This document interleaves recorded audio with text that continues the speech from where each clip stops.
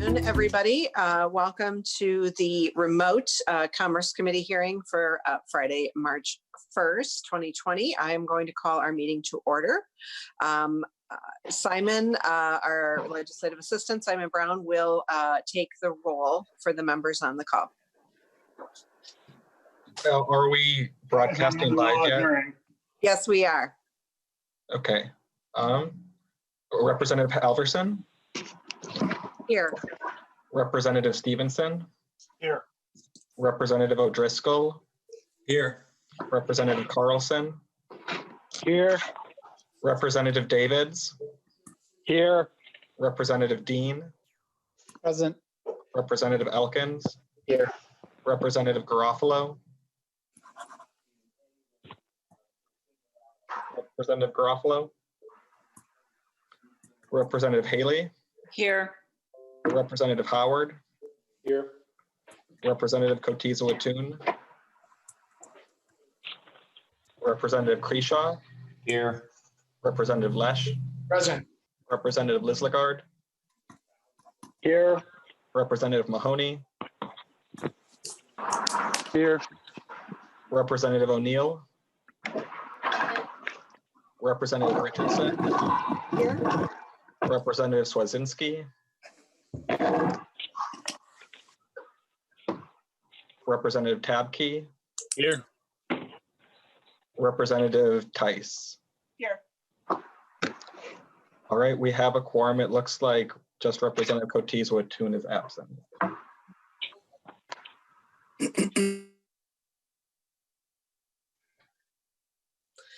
As we, all members are muted now, but anytime that we are doing a vote or doing a roll call, we'll be unmuted. So just remind everybody to reduce background noise as possible to make the processes go smoothly. Thank you very much. And thank you for taking roll, Simon. The next item on our agenda is the approval of minutes from April 27th. Is there a member who has looked at the minutes and would like to move their approval? Madam Chair, Representative Stevenson.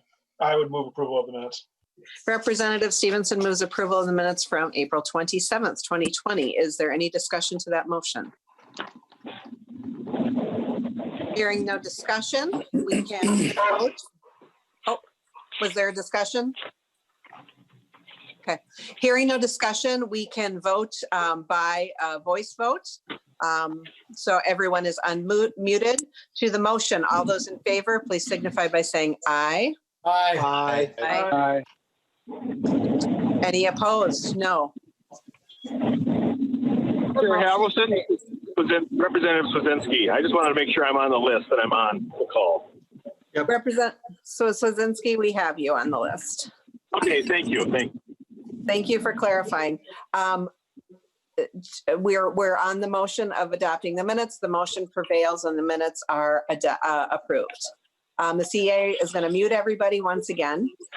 And on our agenda for today is House File 2130, which is the Omnibus local liquor bill.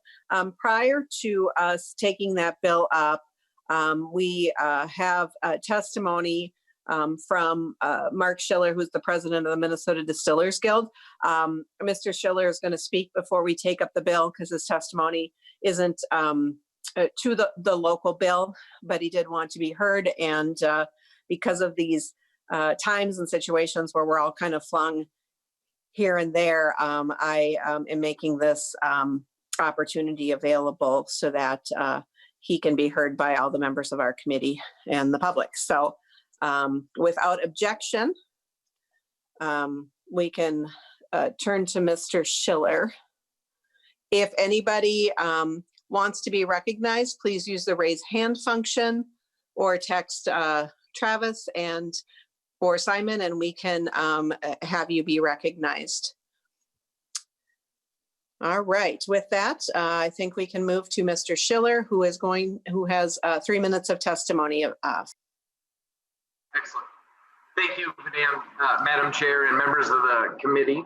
My name is Mark Schiller. I'm the president of the Minnesota Distillers Guild and co-founder of Loon Liquors Distillery here in Northfield, Minnesota.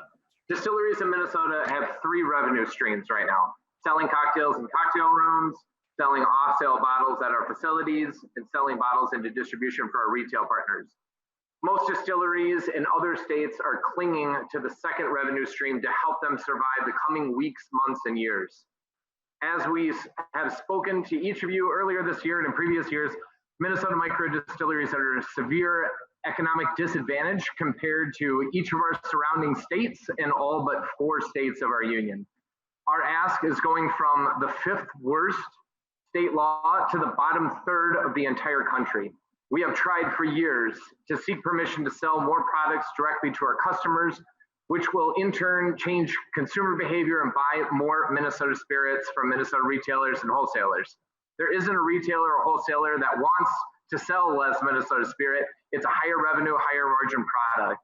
We don't want to be liquor stores. Quite the contrary. We want trialability.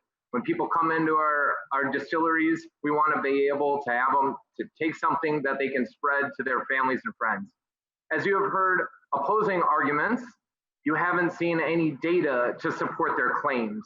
Why? Because when the breweries and wineries were allowed to be able to sell direct to customer without a per person per day cap, we actually saw the sales, profit, and jobs go up for producers, retailers, and wholesalers. Just look at the annual report from the municipal liquor stores. This is the same story in all other states that are helping their distilleries grow. Now we have closed our cocktail rooms and are expecting further losses in the coming months and years.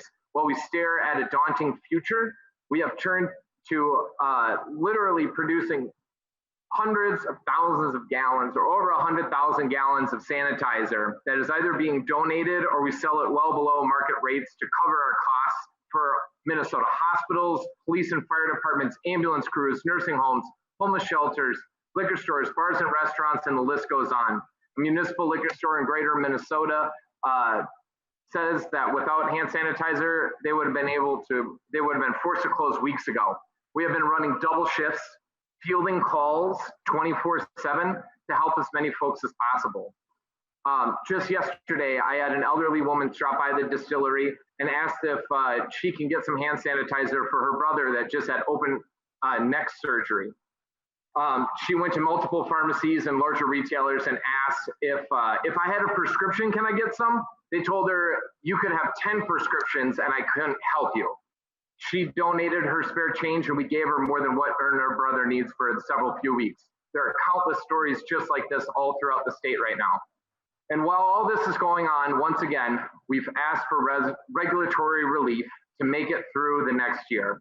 Once again, we are coming up empty. Our opposition has rejected every offer we made and that Chair Halverson made on our behalf, even when we made massive concessions. Moreover, we offered writing into law a minimum markup over wholesaler prices to ensure distilleries can't charge less than retailers. We thank our legislators who have worked hard to push the rest of the industry over the past few weeks, but we are disheartened in this process and of the outcome. In closing, I would like you to think about us when you get mail delivered, when you have FedEx, Amazon, Bite Squad, or packages arrive. Think about us when you're thinking about a loved one in an elderly home right now, or your constituents starting to return to work. More than likely, they are depending upon a Minnesota distiller for hand sanitizer. When the next wave of this pandemic hits, or the next pandemic itself, I'm not sure as many of us will be around to be able to help. Thank you for your time. Thank you for your testimony. I'm not seeing any hands. And thank you to everybody for being able to fit this in at the beginning of our conversation. Representative Garofalo has raised his hands.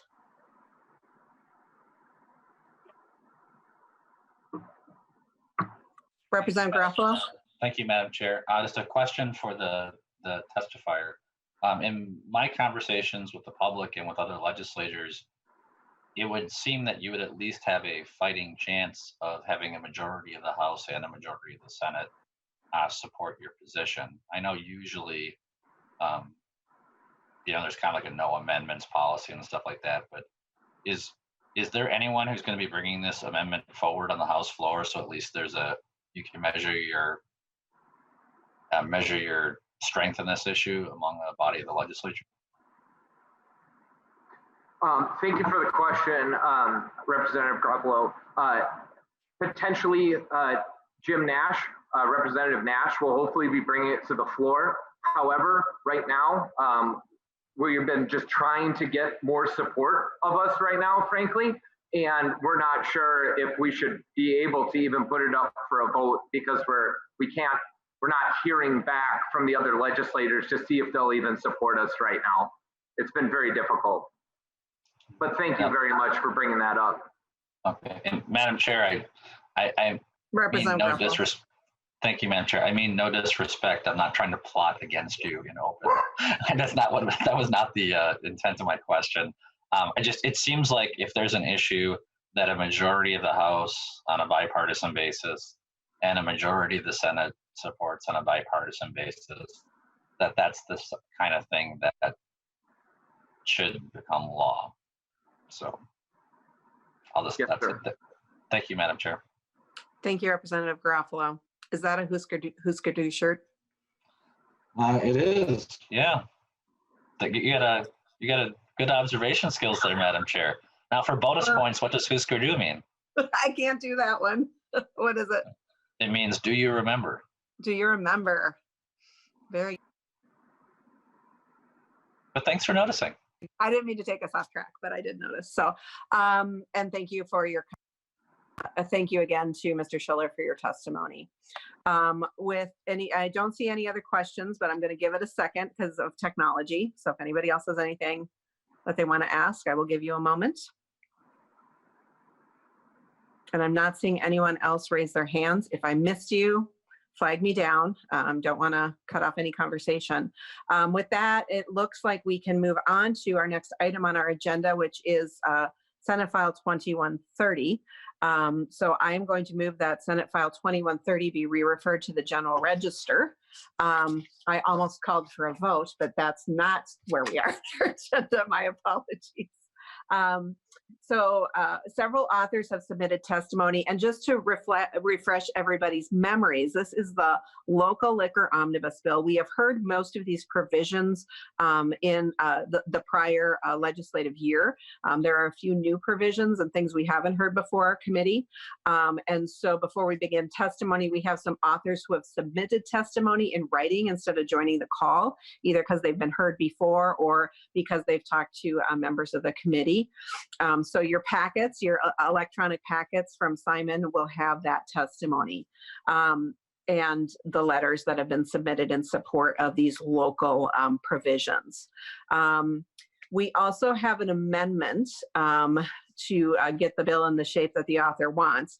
And just for everybody's knowledge, so we have been working for several weeks with our partners in the Senate to go through all of the local provisions, make sure everybody's local provisions that can be heard and passed in both bodies are part of this bill.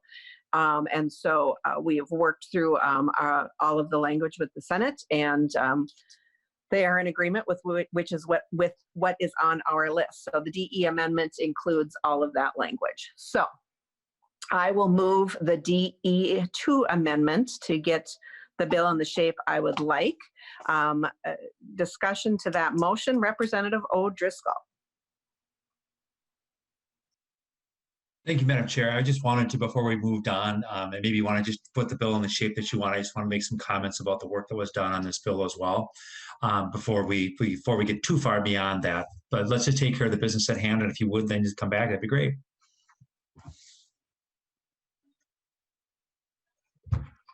And we have the DE2 amendment in front of us. Before we adopt that, Representative Tice is going to also offer the A19 amendment.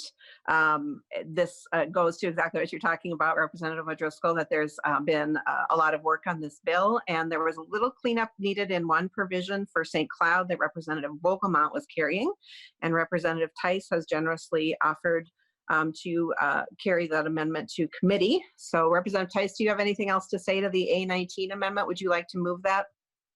I would like to move the A19. This addresses part of the MAC. The MAC is the Municipal Athletic Complex in St. Cloud. It has an ice arena, and then it has two baseball fields, Faber Field and Putz Field. We did some legislation for Footsfield and for the St. Cloud Rocks baseball team. But now what we're doing now is adding some of the other teams that play at the fields, and that would allow them to have alcohol, such as the state baseball tournaments. They have a lot of regional and state tournaments that happen during the summertime, and what this would allow them to sell alcohol as well. And it's a good thing for the stadium. They've been looking for this for a while. So thank you for your time, and I hope for your yes vote. Is there any discussion to the motion to adopt the A19 amendment to the DE2? Any discussion? Seeing no hands raised for discussion, all those in favor of the A19 amendment, please signify by saying aye. Aye. Aye. Aye. Any opposed? The motion prevails and the amendment to the DE2 amendment is adopted. So we are back on the DE2 amendment. Discussion. Seeing no discussion, all those in favor of the adopting the DE2 amendment as amended, please signify by saying aye. Aye. Aye. Aye. Any opposed? Hearing no opposition, the motion prevails and the amendment is adopted. The bill is before us as amended. Representative O'Driscoll. Thank you, Madam Chair. The reason we're using a Senate file on this bill is last year we did not do a local liquor bill, and the Senate had sent a version of what they wanted to do. It didn't do a liquor No, I bill. wouldn't. You have work to do. I think some rock picking assignments are being done on the Swazinski farm. I'm not 100% sure, but the Senate file is what we're going to send back to the Senate, and there will be no hearing on this bill in the Senate. They've agreed that if we send it to them with the Tice amendment and with the provisions that are in the bill right now, they will take it up as a message from the House, and then they will move to pass that bill.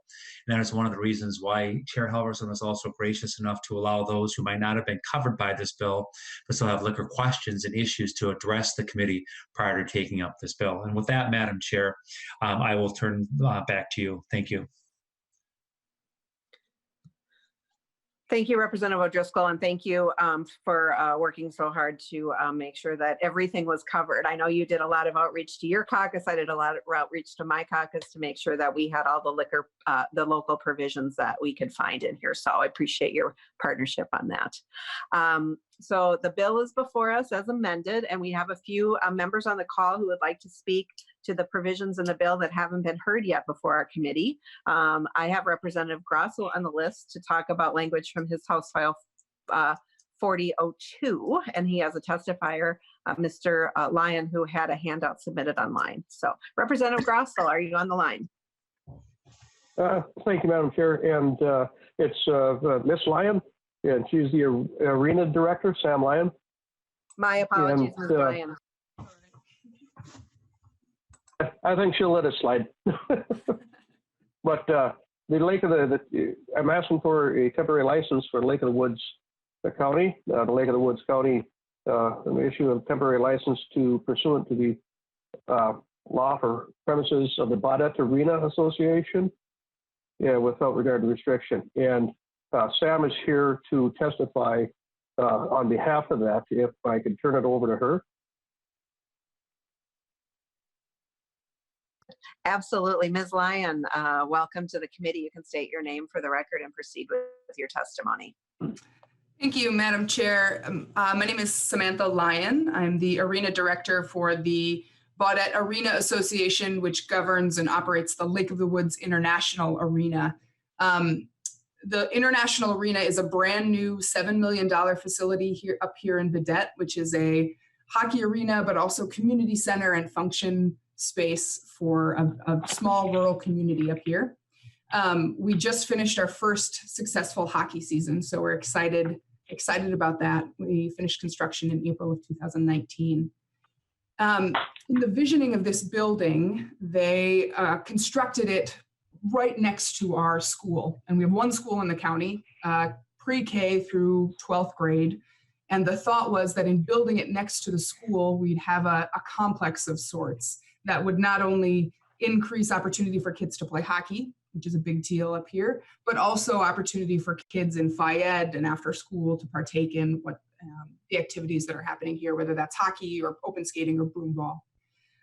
So the school sold us the land for $1 and then proceeded to work out an arrangement between the two organizations. So we are an independent nonprofit. One of the documents you've got in front of you is our user agreement with the school. In that agreement, the arena identified an additional revenue source as a function space, whether that was reunions or weddings, senior hockey tournaments, often which those events have alcohol at them.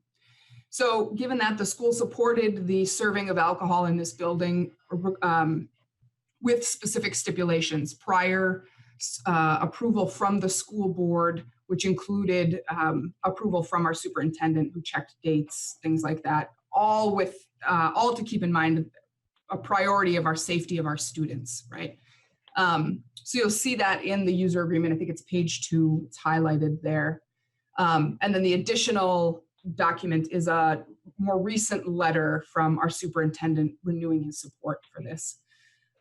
So we had our first wedding scheduled for this upcoming summer, and in attempting to get a temporary liquor license through our county, came up against a statute that said there couldn't be the serving of alcohol within 1,500 feet of a school. And so we tried to kind of navigate that world and see if there were any other avenues for us, but really couldn't come up with any options. And so I'm here today to ask for an exemption to that statute with the three bases. One, that the school supports our efforts in this. Any special event that we would have would require their approval. And they would have, a veto power if anything were to not comply with their wishes. 2, that this is not a standing bar or restaurant or liquor store. This would be for special events, maybe numbering as many as 3 a year. And of course, all of those would be approved by the school. And 3rd, that we would still apply for a temporary license through the county. We're not in city limits, we're outside city limits, so we'd apply through the county, which would mean that we would still fall under all the regulations that a county would require. So things like licensed bartenders, notification of the sheriff's department, any other regulations that the county would impose. And so I appreciate your time in considering us for this, and would offer an opportunity for any questions that you might have regarding this issue. Thank you for your time, Madam Chair. Thank you for your testimony, Ms. Lyon. Are there any member questions to the author or the testifier? I'm seeing no hands raised. If there is a delay in being recognized, members, by all means, let me know. But with that, I think it's evidence you explained yourself well, Ms. Lyon. So stand by for questions if they come up. Thank you for your testimony. And any last word, Representative Grossel? Yes, Madam Chair, and thank you for giving us the time and allow us to testify today. A facility like this is very important to a rural area, and to be able to maximize the use of its facilities, it's not only a benefit to just the Baudette city or the school district. It's a regional benefit. So to be able to use it for as many things as possible to help support it, this would be a great benefit. So thank you. Thank you for your testimony and for bringing it to our committee. Next on the list, I see Representative Poppy with language from House File 2175. There is a letter in your packet. Representative Poppy, did you want to speak to your section of this bill? Thank you, Madam Chair and members of the committee. Yes, this is a on-sale license for the Austin Bruins and the Rochester Grizzlies, and they're both junior hockey teams that play. They share some ownership is shared between those two. That's why they're linked together. And what they do is, as a junior hockey team, those young men play to showcase their talents for NCAA schools. And the Austin Bruins, I can speak to them over the past 10 years. They've raised over $375,000 for different charities. They have been very active in, we have a Paint the Rink Pink event that's held in February, and it raises funds for the Hormel Institute, which is a cancer research institute here in Austin. And they rely on income from ticket and beverage sales to operate both franchises. So the addition of wine and regular beer for them to be able to sell will offer fans more options. And they are certainly well respected and well appreciated in our communities. So I would ask them for your support. I appreciate that they are included in the bill, and would just ask that they remain there, and appreciate the opportunity today to offer my support for this effort for the Austin Bruins and the Rochester Grizzlies. Thank you for sharing your story about your community with us, Representative Poppy. Are there questions from members? I will wait for hands. My only question is for Travis Reese. I'm now curious what percentage of these projects have some connection to hockey. It feels like a pretty Minnesota discussion so far. Seeing no questions, thank you, Representative Poppy, for describing your project. Thank you, Madam Chair. Members, thank you. The next person on the list, we have Representative Davney with his language from House File 3283. You also have a letter in your packet about that. Representative Davney. Good afternoon, Madam Chair and members. This proposal is different from the previous ones because, in fact, it does not have a connection that I'm aware of to hockey. But instead, maybe football, the Mississippi River, and sculpture. The provision that's in the bill, and thank you for including it, allows the Minneapolis Park Board liquor licenses for events at the Commons, the Sculpture Garden, and Boom Island Parks. While the immediate future doesn't likely include large gatherings at these parks, envisioned as opportunities for our hospitality and convention and visitor industries to use these parks to attract folks to Minneapolis and to Minnesota. This does provide an opportunity for enhancing the experience of those visitors at these parks in likely structured events, like as part of a convention experience or the like. It would provide an additional revenue stream for the Minneapolis Park Board that, although small, would help to bolster park revenues, which are under considerable stress in the current economic climate. It's a great opportunity to support both the park board and employment in the hospitality industry that is feeling pretty stressed these days. And I appreciate consideration and inclusion. Thank you, Representative Davney. Are there any questions for Representative Davney? You could potentially flood the Commons, I suppose, and play hockey, Representative Davney, but I'll leave that to the park. I wouldn't give them ideas. Madam Chair, this is Representative Mahoney. Representative Mahoney, I'm sorry. Yes, so to the author of the bill or the amendment, did you say there's no hockey engaged in this particular bill of yours? Representative Davney. Madam Chair, Representative Mahoney, not that I'm aware of, no. Oh. Representative Mahoney. Well, I'll probably, thank you, Madam Chair. I am a member of multiple art organizations in St. Paul and Minneapolis, but I want you to know that I'll probably have to vote against your bill because I'd much rather go to a hockey game. No,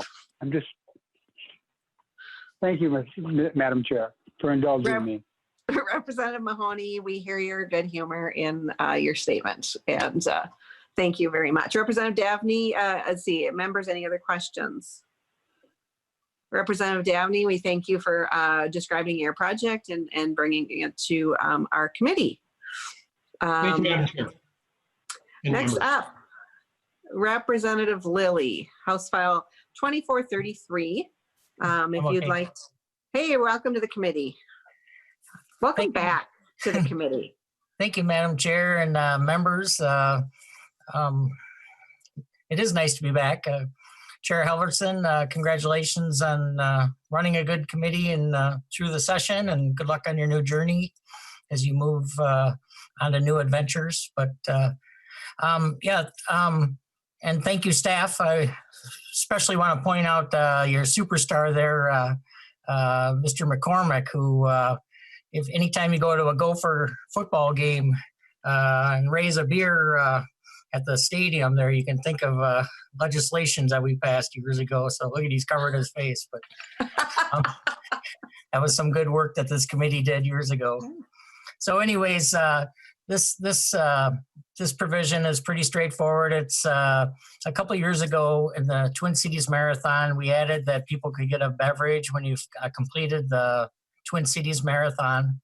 And it's kind of nice. You go, again, there's no hockey. It's kind of the opposite, I suppose. But you come down the big hill from the cathedral and you get down to the end there, and you might want to raise a toast with your friend or have a beverage. And so we did that a couple of years ago. But this provision, which you're adding, and thank you for doing it, because it's really nice and it's very popular. So it adds it to the Saturday events.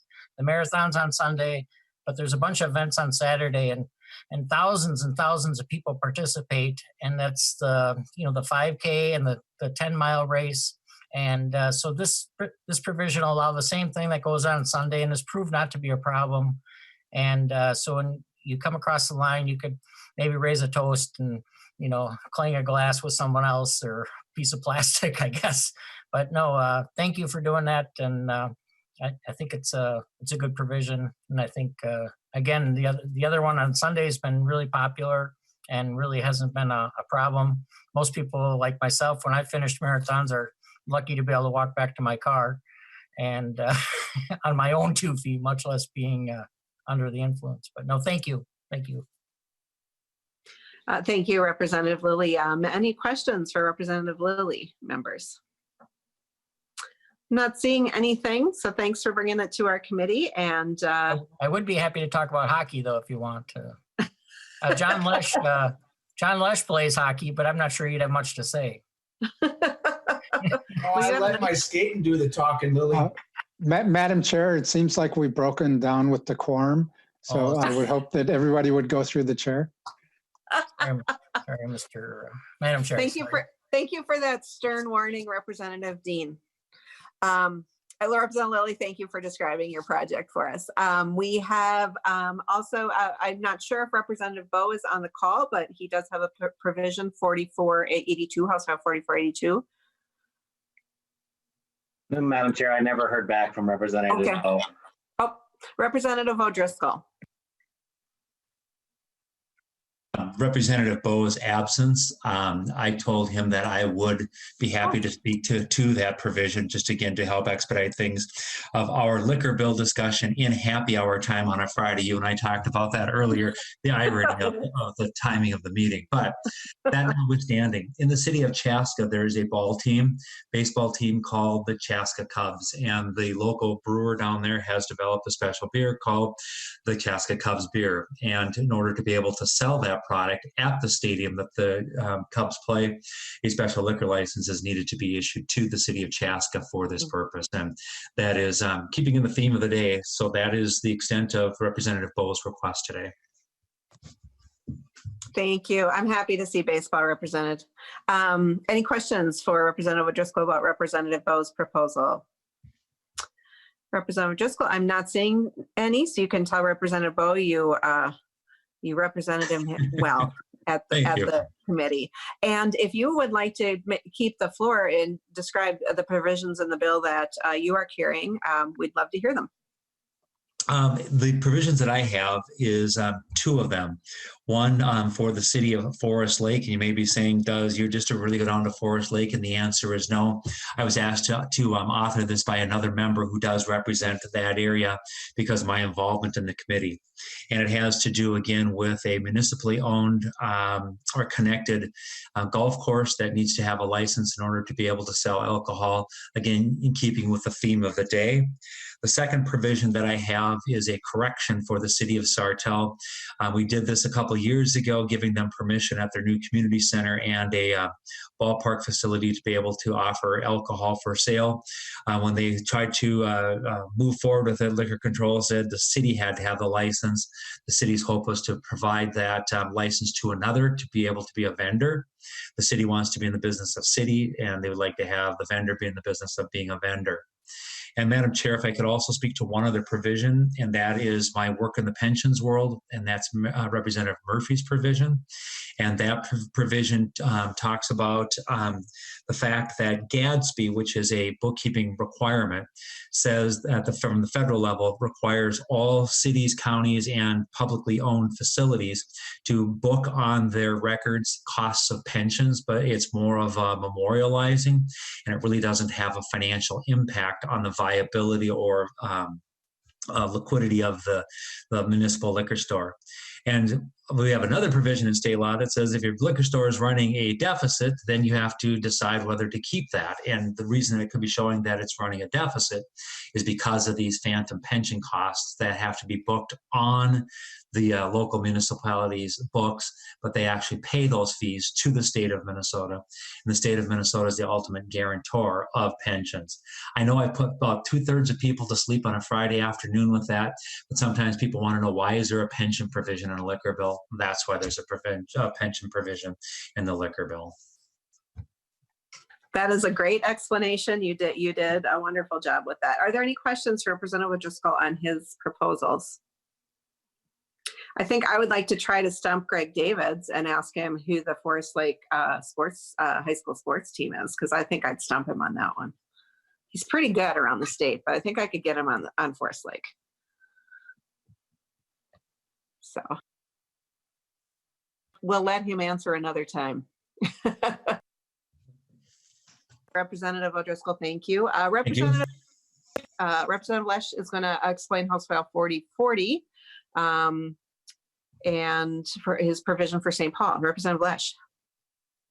Hi, thank you, Madam Chair. So House File 4040, you all just received documents from it via email, provides the opportunity for St. Paul restaurant owners to participate in the new business model of food halls with liquor service. You may recall that we did this, it was either last year or the year before, for Minneapolis for a property over by Surly. So the food halls with liquor service it's a new business model. It's occurring locally and nationally. If you go to places like the Wharf in Washington, D.C., I know there's a place in Seattle, have these. But Minnesota statute prevents the food halls from having liquor service because no one can leave a licensed liquor establishment with an alcoholic beverage, and alcoholic beverages are allowed in common space, are not allowed in common spaces. So the city of Minneapolis got this for a food hall at 501 30th Avenue Southeast up by Surly, and the St. Paul language reflects or mirrors that language that you already passed. So it would allow people to walk around in the food hall, and the food hall would hold the license. You could take your beer to the cheese stand, or actually, I don't know. I don't go to a lot of these food halls. I'm not a hipster, so I assume there's like a cheese stand and like a burger place or something. But you can go to each one of them and get your burger and bring your beer with you. That's the point of it. So our request is to amend the statute to allow St. Paul to issue an on-sale intoxicating liquor license to a licensee serving as an anchor tenant or the umbrella operator. So the food hall itself, which contains restaurants and closes by midnight, the license can allow service and consumption anywhere within the food hall itself if consumption of the licensed beverage sold by the license holder is within a food establishment or common areas of the premises. And that's what it is, Madam Chair and members. So I would stand for questions. Thank you, Representative Lesh. I don't see anybody raising their hand. I do want to say that Representative Katiza-Watun has joined the meeting. So just so we have that on record, and welcome Representative Katiza-Watun. Thank you, Representative Lesh, for explaining your bill. Thank you. And while I had the floor, Madam Chair, I wonder if you could, I could beg your indulgence for this.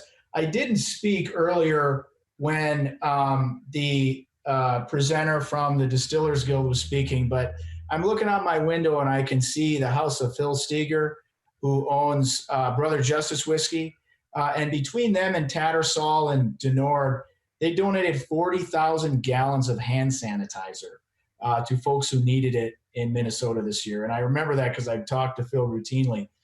17 hospitals, 230 nursing homes, 200 gallons to the Department of Corrections, 50 fire and police departments, 51 homeless shelters, 100 group homes, and 90 medical clinics. And that's something that I really hope we can find a way to recognize for these folks. They stepped up to the plate when it was needed, and they haven't gotten a lot back. So I just wanted to offer that. Hi, Phil. Oh, and by the way, you can get through a Commerce Committee hearing without a glass of Brother Justice in front of you, but it's not recommended. Thank you. And thank you for recognizing that great work with the hand sanitizers. That's something special. And anything else, members, for this particular provision? Seeing nobody raise their hand on that, Representative O'Neill is here and will discuss House File 3840.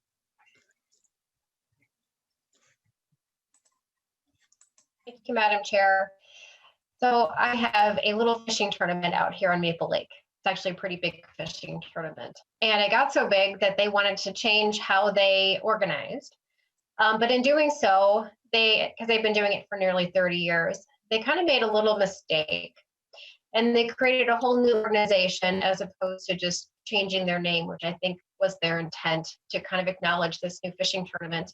And as you know, there's a three-year waiting period to get a liquor license when you have a new organization. They didn't realize that that's what they had actually done. And so this gives them a bridge so that they can get to their 3 years of this new organization that really is a 30-year-old fishing tournament that's been around. And so this is just a bridge for them to be able to do that, acknowledging their current nonprofit organization and getting them to that 3-year point. And that's it. Very good. Thank you, Representative O'Neill. Any questions for Representative O'Neill? Seeing none, thank you so much. Good luck on the water. Representative Krisha is hopefully with us and can describe House File 2142. Thank you, Madam Chair. I hope you can hear me okay.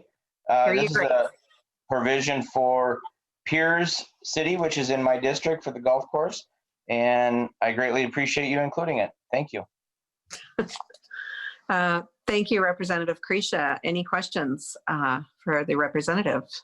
I don't see any. That was some excellent testimony, sir. Finally, I think finally, but we'll see. Representative Carlson has two provisions in the bill, House File 2290 and House File 4401. Representative Carlson.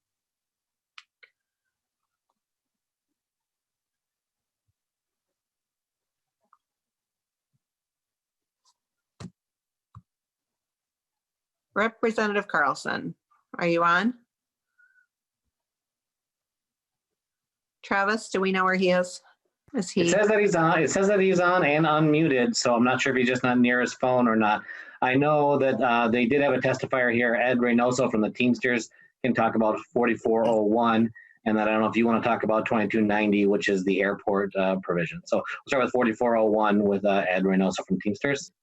Excellent, I can do that. Oops. I'm going to be, okay. Ed, Mr. Reynoso, how, you have the floor. If you want to tell us about House File 4401. Thank you, Madam Chair and members of the committee. My name is Edward Reynoso. I'm the political director for Teamsters Joint Council 32. We represent in excess of 62,000 active and retired members in the state of Minnesota, and many within the liquor industry itself.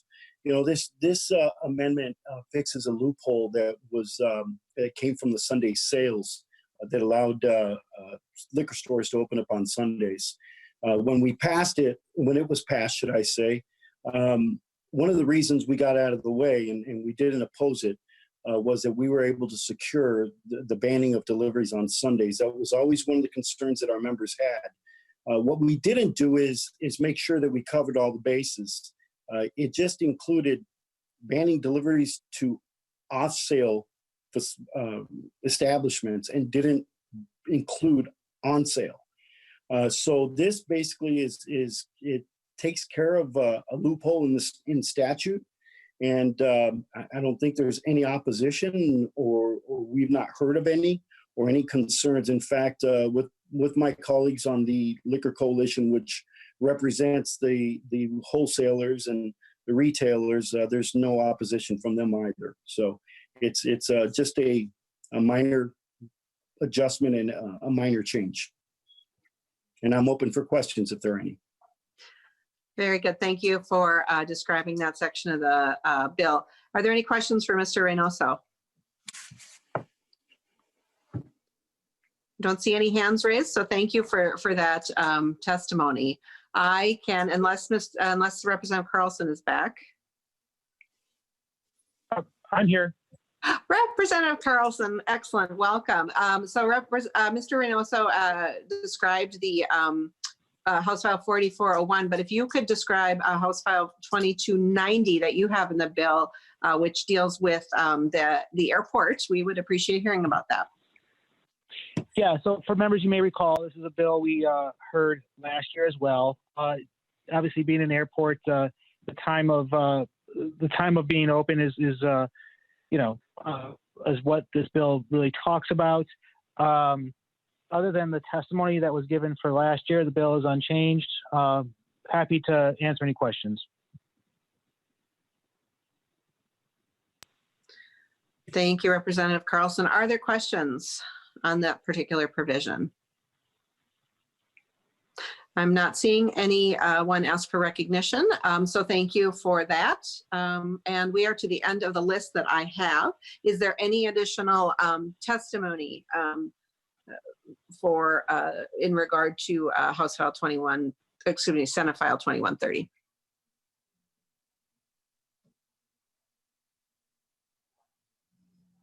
I'm not seeing or hearing from anybody. So members, are there any questions or discussions before we move to a vote?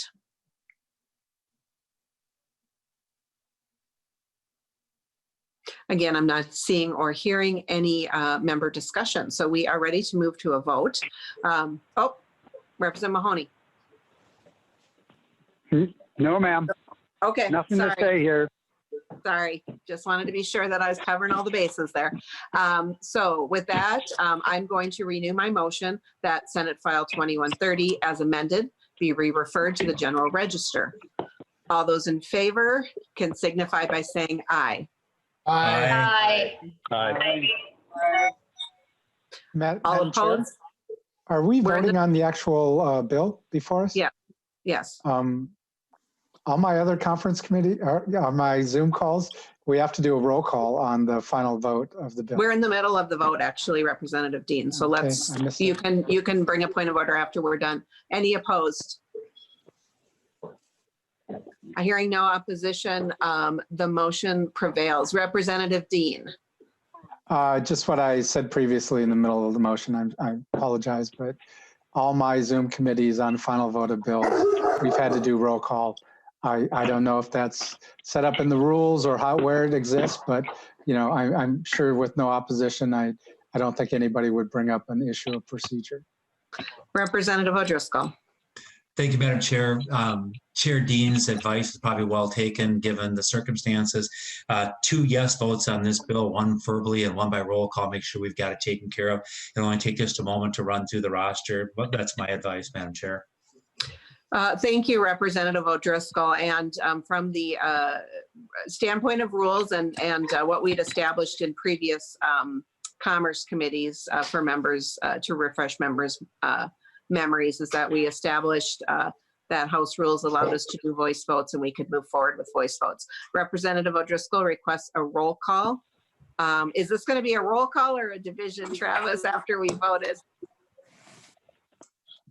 Representative O'Driscoll. Madam Chair, procedurally, the division would put a record on, would just tell us whether or not we had the votes. Again, all I'm offering it is that we have our belt and suspenders approach because of the timeliness of this, how close we are to the end of session. I don't want the discussion on whether we should to take longer than actually doing a roll call vote. So I'll defer to the chair. We can certainly move to a roll call. Travis, is there anything that prevents us from doing that? Not that I'm aware of. I think we would need to do the roll call just to establish even the division. And so we'll take down the roll and then clarify with leadership and rules on what needs to be noted in the minutes, whether it's a division or an actual roll call, and make sure that it's correct in the minutes before we approve them at the next hearing.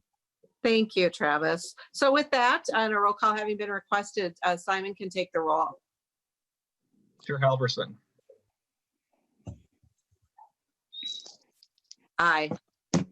Vice Chair Stevenson. Aye. Representative O'Driscoll. Aye. Representative Carlson. Aye. Representative Davids. Aye. Representative Dean. Aye. Representative Elkins. Aye. Representative Garofalo. Yes.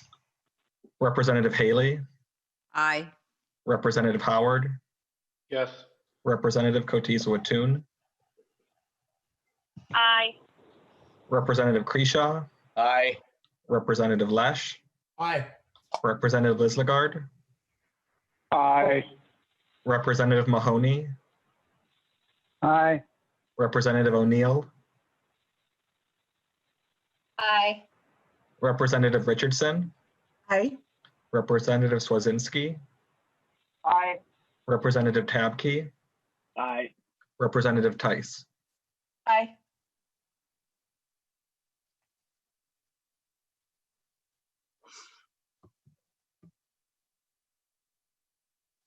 There being 20 ayes and 0 nays, the motion prevails, and Senate File 2130 is on its way to the General Register. Seeing no other business before our committee, I will just let everybody know that we are planning to convene the Commerce Committee again next week, May 6th. Congratulations to everybody who had their local project in here today, and we look forward to moving it forward. Having no other business for the good of the committee, we are adjourned. Thanks, members.